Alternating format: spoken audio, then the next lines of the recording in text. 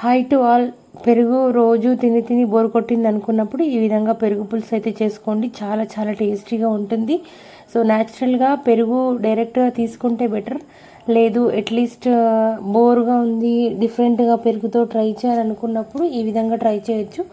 So పెరుగు పులుసు అయితే చాలా చాలా టేస్టీగా ఉంటుంది. అంటే సాంబారు పప్పు రొటీన్గా కాకుండా ఇలా కొంచెం రైస్కి లూజ్గా తినాలనుకున్నప్పుడు పెరుగు పులుసు చేసుకొని తిన్నట్టయితే టేస్ట్ అయితే చాలా బాగుంటుంది. సో దీనికోసం ఒక కడాయి పెట్టుకొని కొద్దిగా ఆయిల్ యాడ్ చేసుకొని కొద్దిగా పోపు దినుసులు యాడ్ చేసుకొని ఎండుమిర్చి ఒక 4-5, పచ్చిమిర్చి ఒక 4-5 కట్ చేసి వేసుకొని కొద్దిగా కరివేపాకు యాడ్ చేసుకొని ఆనియన్స్ ఒక పెద్ద ఆనియన్ని కట్ చేసుకొని వేసుకోవచ్చు. ఆనియన్స్ ఎంత ఎక్కువ వేసుకున్నా కూడా ఇబ్బంది ఏం లేదు, టేస్ట్ అనేది చాలా బాగుంటుంది.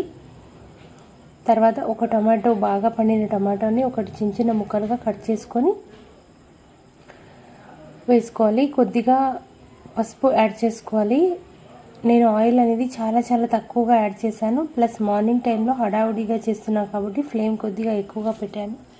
మీడియం ఫ్లేమ్లో ఫ్లేమ్ ఉంచుకొని చేసుకోవాలి. సో కొత్తిమీర ఒక కట్ట చిన్నగా తరిగి వేసుకొని పసుపు వేసుకొని మొత్తం అంతా కూడా మిక్స్ చేసుకొని 50% కుక్ అవ్వనివ్వాలి. తర్వాత స్టవ్ కట్టేసుకొని పెరుగు తీసుకొని బాగా బీట్ చేసుకొని పెరుగంతా కూడా బాగా బీట్ చేసిన తర్వాత తగినన్ని వాటర్ యాడ్ చేసుకోవాలి. నేనైతే ఒక గ్లాస్ వాటర్ యాడ్ చేశాను, ఎందుకంటే పెరుగు చారు కాబట్టి కొద్దిగా లూజ్గా ఉంటేనే టేస్ట్ అనేది చాలా చాలా బాగుంటుంది.